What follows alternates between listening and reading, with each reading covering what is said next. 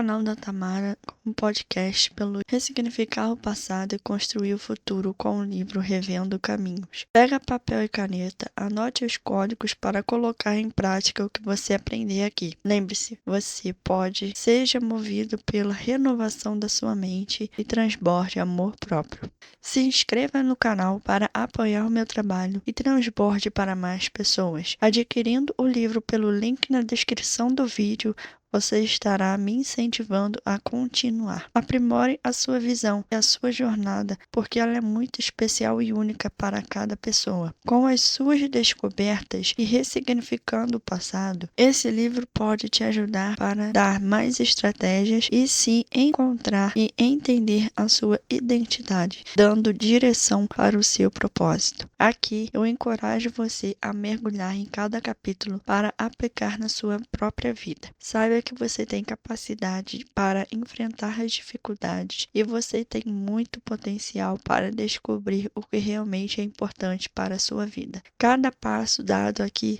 será para a sua libertação, a libertação do seu coração. As experiências do passado e as escolhas do presente. É uma ilusão pensar que podemos deixar as coisas no passado, mesmo quando não refletimos nossas experiências, quando decidimos esquecer nossa história e dizemos que o que passou, passou. Independentemente do que fizermos, de alguma forma o passado está presente, naquilo que nos tornamos, no que escolhemos e decidimos para hoje e para o futuro. Marina tem 29 anos e muitas dificuldades em seus relacionamentos. Ela é bastante inflexível, não consegue lidar com as diferenças e tem resistência para aceitar as opiniões contrárias. Defende tudo o que acredita, não apenas com convicção, mas com uma certa intransigência, reagindo com impaciência quando suas ideias são confrontadas.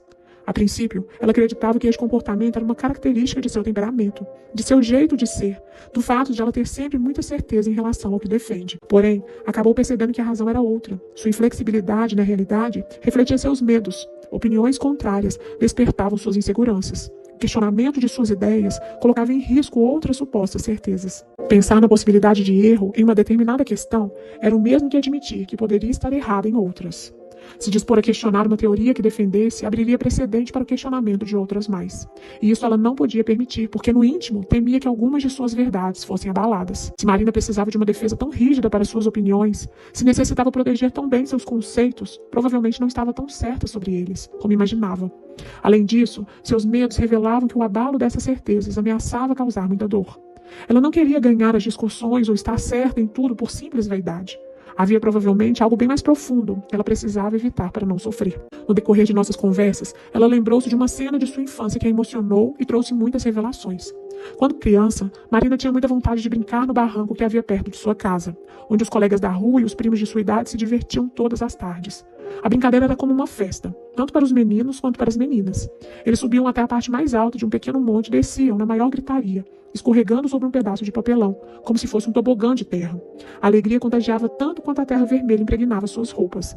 As crianças ficavam totalmente imundas, mas eufóricas. Enquanto todos se divertiam a valer lá fora, Marina só ouvia o som da festa, fechada em seu quarto junto de seus livros. Ela afirmava que gostava muito de ler, mas admitia que adoraria participar daquela farra. Uma experiência que ela jamais pôde viver porque nunca conseguiu a permissão de sua mãe, nem lutou com muito empenho para conseguir. Sua mãe dizia que aquela era uma brincadeira de moleques e não de uma menina comportada, estudiosa e inteligente como ela. Que ela teria um futuro brilhante pela frente e não podia perder tempo com bagunça. Que seu tempo era muito precioso e precisava ser dedicado às coisas mais importantes. Marina esforçou-se para convencer-se disso, para fazer dos argumentos da mãe uma verdade e se contentar com a situação. Porém, lá no íntimo, ela sabia que os reais motivos eram outros. A mãe de Marina era uma mulher muito atarefada, sem tempo livre. Com 2 empregos, chegava em casa muito tarde, bastante cansada, e não tinha ajudante para fazer o serviço de casa. Diferente das outras mães, ela não tinha tempo para lavar roupas tão sujas todos os dias. Os motivos de sua mãe eram legítimos. Hoje Marina entende bem. Porém, sente muito, não apenas pela diversão que perdeu, como pelo fato desses reais motivos não terem sido revelados abertamente. Agora, que entende claramente o que aconteceu, percebe que teria sido bem mais fácil se sua mãe tivesse dito a verdade. Assim, Marina não teria que fazer todo aquele movimento interno para lidar com a situação. Provavelmente não precisaria de todo aquele desgaste emocional para convencer a si mesmo de algo que na verdade não acreditava. Por pena de sua mãe, Marina nunca a confrontava. Não questionava seus motivos e nem queria pensar no assunto. Decidiu que não se importava tanto com as brincadeiras e que ficava em casa porque realmente preferia a leitura a se sujar de terra. Ela precisava fazer dessa justificativa uma verdade e mantê-la fora de qualquer questionamento ou possibilidade de dúvida. É incrível como uma situação que pode ser vista do ponto de vista de um adulto como algo tão simples e inofensivo pode se tornar tão complexo na interpretação de uma criança. No decorrer do tempo, Marina foi generalizando, ou seja, foi respondendo de forma parecida a outras situações que tinham alguma semelhança com a primeira, evitando assim muitos outros questionamentos. Durante sua vida, ouvir o outro abertamente, rever suas próprias opiniões, aceitar ser questionada, lhe provocava uma reação aversiva, sem que ela soubesse o motivo. Uma atitude defensiva que inconscientemente buscava proteger e preservar antigas verdades que havia se obrigado a acreditar. Se pegássemos o comportamento dela de hoje como se fosse a ponta de uma linha, ao segui-la, essa linha nos levaria à sua infância. Ao recordar sua história hoje, ela se pergunta se foi justa com ela mesma, se não deveria ter lutado pelo que queria, ao invés de desistir e se deixar convencer tão facilmente. Questiona-se se optou pelo mais fácil, se agiu por comodismo. A escolha feita por Marina pode até parecer a mais cômoda, já que bastava desistir e aceitar. No entanto, mesmo que o desgaste físico tenha sido menor, o desgaste emocional foi grande, tanto que ela pagava o preço até agora.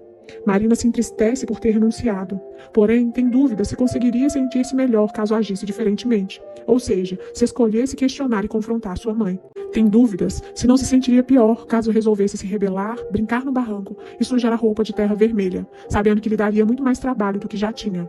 O que causaria menos dor? Se arrepender do que fez ou do que deixou de fazer? Não há como responder. Não tem uma receita tão simples para evitar arrependimentos. Afinal, não depende apenas da experiência em si, mas de quem as vive, de como cada um processa e interpreta o que vive. A história de Marina me trouxe à lembrança algo que me aconteceu quando eu tinha uns 7 anos, mais ou menos.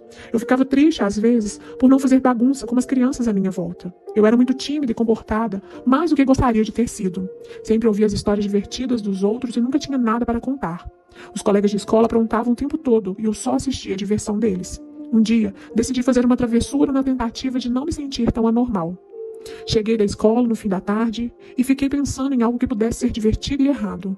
Como não tinha nenhum talento nessa área, demorei um pouco para descobrir alguma coisa. Depois de andar dentro de casa de um lado para o outro, vi várias vezes uma enorme trouxa de roupa no fundo do quintal, perto do tanque onde minha mãe as lavava à mão. Naquele tempo, não havia máquina de lavar, pelo menos não na minha casa. Já eram mais de 5 horas da tarde e eu estava sozinha. Então enchi o tanque, que era bem grande, com água até quase transbordar. Consegui, depois de muito esforço, colocar a trouxa de roupa dentro, sentei em cima. Tentei me divertir, meio sem jeito, afinal, não era minha especialidade ser arteira. Que tristeza, não levou muito tempo para minha mãe chegar, e eu jamais poderia ter imaginado um resultado tão dramático. A reação dela me deixou com sentimento de culpa por muitos anos. Eu teria sem dúvida preferido que ela me desse uma surra. Certamente seria menos doloroso. Alguns minutos depois a dor passaria e eu não teria do que me culpar. Teria pago um bom preço pelo meu crime. Mas não foi o que aconteceu. Ela ficou alguns segundos paradas, olhando fixamente para toda aquela roupa molhada, como se não tivesse acreditado no que via. Ela havia planejado começar a lavar as roupas no dia seguinte pela manhã, e um pouco a cada dia, mas foi obrigada a lavar tudo naquela mesma tarde, até a noite, para evitar que mofasse toda a roupa. Minha mãe havia chegado cansada e, por causa de um ensaio de travessura, sem criatividade, muito mal sucedido, ela ficou até bem tarde trabalhando. Ela não disse uma só palavra, mas sua expressão de tristeza e decepção me feriu o coração por anos. Levei muito tempo para me perdoar. Eu me senti culpada pelo que fiz, enquanto Marina culpava-se pelo que não fez. Enfim, pecamos e nos arrependemos por atos e omissões. Em muitas situações é difícil ter a garantia de que a escolha nos traria menos dor. No caso de Marina, não foi apenas a perda da brincadeira, mas a dupla mensagem, pois obrigou-a a acreditar não somente nos argumentos da mãe, como nos que construiu para si mesma. Muitas vezes cometemos esse erro com nossos filhos. Tentamos convencê-los de algo que sabemos não ser verdade. Passamos uma mensagem com as palavras e outras com nossas ações.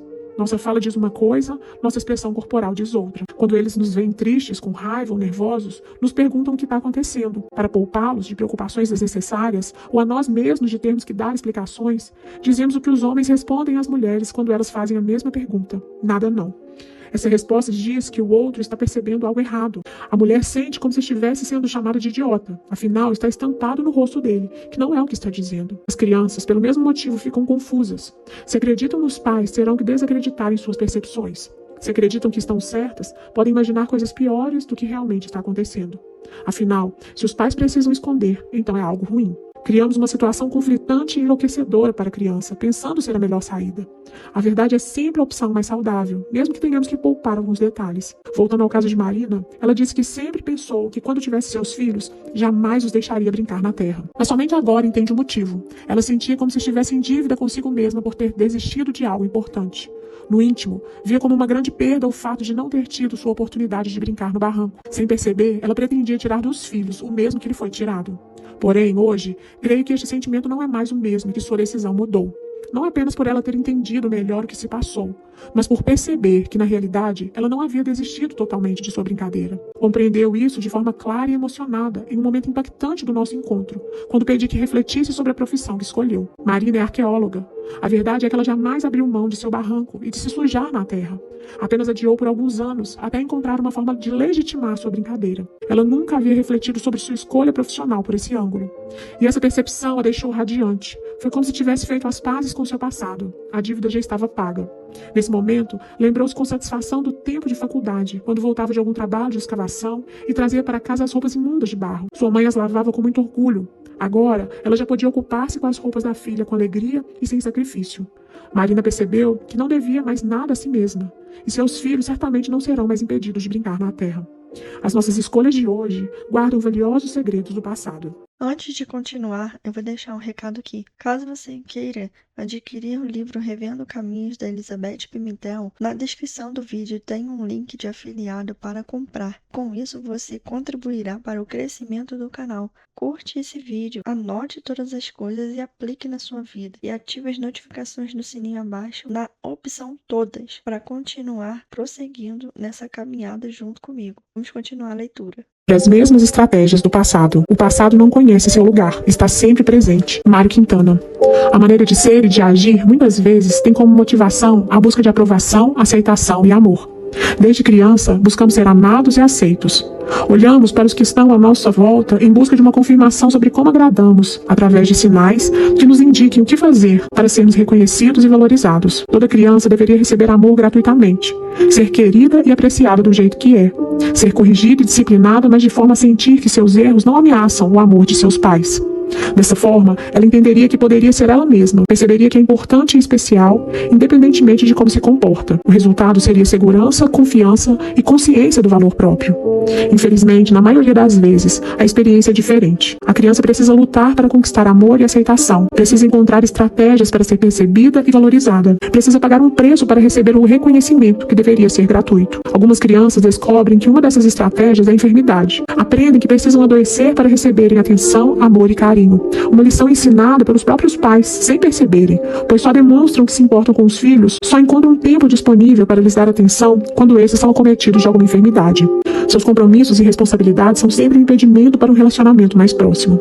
No entanto, se os filhos adoecem, eles são obrigados a encontrar esse tempo. A criança descobre então que a doença traz um ganho, uma recompensa muito valiosa. Adoecer traz os pais para perto. Carentes se utilizam desse meio para receberem o afeto que desejam. Essa estratégia pode ser utilizada por toda a vida. Mesmo depois de adultos, continuam usando esse recurso como forma de obter atenção, tornando-se aquelas pessoas que estão sempre reclamando de alguma dor, queixando-se de algum tipo de doença. Elas ainda acreditam que através do sofrimento conseguirão fazer com que alguém se preocupe com elas. Outras crianças só têm os olhos dos pais sobre elas quando fazem algo de errado. Ocupados, esses pais só conseguem estar presentes para brigar, chamar a atenção, colocar de castigo, dar uma punição. Essas crianças entendem que se forem boas e comportadas, se não derem nenhum tipo de trabalho, serão esquecidas. Para terem os pais envolvidos com elas, precisam provocar uma atenção, cometendo erros. Se especializam em contravenção e, quando adultos, muitas vezes continuam a percorrer o mesmo caminho. Outras descobrem que são apreciadas por serem boazinhas. São as que recebem elogios, carinho e declaração de amor quando são prestativas, quando fazem o que agrada aos outros. Elas são reconhecidas pelos serviços prestados, por estarem sempre prontas para fazer o que mandam, para atender às necessidades de alguém. Elas entendem que são amadas por serem ajudadoras. Quando adultas, continuam agindo da mesma forma, procurando fazer tudo para todos na maior parte do tempo. Assim, mantém o lugar conquistado. Se perguntarmos a nós mesmos o que fizemos quando criança para nos sentirmos importantes, é possível que venhamos a perceber que ainda usamos estratégias parecidas. Dina tinha 45 anos e Tom, seu irmão, 43. Eu os conheci quando fui realizar um seminário na cidade onde eles moravam. Ela era casada com um empresário muito bem sucedido, tinha 2 filhos e não trabalhava. Vivia em função de cuidar da aparência. Passava horas do dia na academia e já havia realizado várias cirurgias plásticas, apesar de não ter idade para tanto. Era uma mulher extremamente ansiosa, cujo principal objetivo parecia ser sua luta para impedir a ação do tempo em seu corpo. Dina tinha verdadeiro pavor de envelhecer e perder a beleza. Fez tantas mudanças desnecessárias em seu rosto que já estava se tornando estranha. Tom, seu irmão, também era um empresário bem-sucedido no ramo da construção civil. Um homem também muito ansioso que não se via fazendo outra coisa na vida, a não ser trabalhar. Férias era uma palavra que ele não podia ouvir. O máximo que conseguia fazer era tirar uma semana de folga para ficar com a família no fim do ano, incluindo Natal e Ano Novo. Mais do que isso, era exigir demais. Todo o tempo fora do trabalho lhe causava sofrimento. Sua esposa e filhos tiveram que se acostumar a viajar e se divertirem sozinhos. Eles tinham uma ótima condição financeira, porém não usufruíam juntos dos melhores momentos, o que impedia que esses momentos fossem tão bons quanto poderiam ser. Dina, irmã de Tom, foi uma criança muito linda, de olhos claros, cabelos compridos e admirada por todos. Era considerada a princesa da família. Quando criança, não havia um único dia em que ela não ouvia comentários a respeito do quanto ela era linda. Os pais se mostravam muito orgulhosos e Dina cresceu acreditando que seu valor estava em sua aparência. Entendeu que o motivo de ser tão amada e querida era sua encantadora beleza. Sua preocupação com o físico começou desde muito cedo, tirando-lhe a atenção de outras áreas de sua vida. Não levou os estudos a sério, nem se dedicou a uma profissão. Não descobriu nenhum talento, nenhuma habilidade, nada que despertasse seu interesse. Envolvia-se apenas com a estética, que se tornou a razão da sua vida. Com o tempo, Dina foi tornando-se cada vez mais obcecada por cuidar da aparência, com o intuito de manter o reconhecimento, o olhar admirador das pessoas. Tom, quando criança, percebia que todas as atenções da família se voltavam para a irmã, e ele sabia que não podia competir com ela, pelo menos na mesma área. Era um menino meio franzino e com toda certeza jamais seria elogiado por algum atributo físico, principalmente se comparado à beleza estonteante de Dina. Contudo, beleza não era o único caminho para o reconhecimento, e Tom descobriu isso bem cedo. Encontrou no estudo o seu jeito de chamar a atenção, de ser notado. Foi tornando-se um aluno cada vez mais aplicado e sua dedicação trouxe o seu lugar de destaque. Era elogiado por ter as notas mais elevadas da classe e por estudar sem que ninguém precisasse cobrar. Sua responsabilidade sempre foi reconhecida. Quando começou a trabalhar, bem antes de se formar, a admiração aumentou. Além de inteligente e responsável, era produtivo. A expectativa de todos era de que ele seria muito bem sucedido. Quando criança, em épocas de provas, ele trocava a brincadeira pelos livros sem nenhuma dificuldade, assim como hoje troca as férias por trabalho. A disposição pelo estudo foi substituída pela dedicação aos negócios. Hoje, ele teme que o seu descanso seja entendido como comodismo ou preguiça, e com isso ele perca o prestígio, o lugar de respeito que conquistou como responsável da família. Ele aprendeu que seu valor estava no seu empenho, no que produzia e nos resultados que apresentava. Não podemos negar o lado bom dessa história. Afinal, Tom é realmente um homem de sucesso. Ou seja, sua luta por reconhecimento o trouxe a um patamar de destaque. Porém, não podemos afirmar que ele seja um homem feliz e realizado. Afinal, o sucesso não pode ser definido apenas pela conquista profissional e prosperidade financeira. Tom e sua irmã não entenderam que são importantes pelo simples fato de serem eles mesmos. Por meios diferentes, são impulsionados pelas mesmas motivações da infância. Continuam buscando aprovação e reconhecimento, usando estratégias semelhantes às do passado. Talvez, um dia, percebam que perderam muito mais do que ganharam, devido à interpretação equivocada da infância. Espero que essa percepção chegue a tempo de evitarem-se mais perdas. Uma criança precisa sentir-se amada, aceita, valorizada e reconhecida por ser quem é, independentemente de dotes físicos ou talentos. É natural que a beleza física seja elogiada, que a competência e a dedicação aos estudos mereça reconhecimento. É importante que os feitos de uma criança sejam admirados e aprovados. Contudo, quando ela entende que seu valor pessoal reside apenas em algumas características ou talentos, e que ela precisa esforçar-se para ser amada, o que era para ser bom pode se tornar uma prisão, e as consequências negativas podem se estender para todas as áreas de sua vida, inclusive a área espiritual.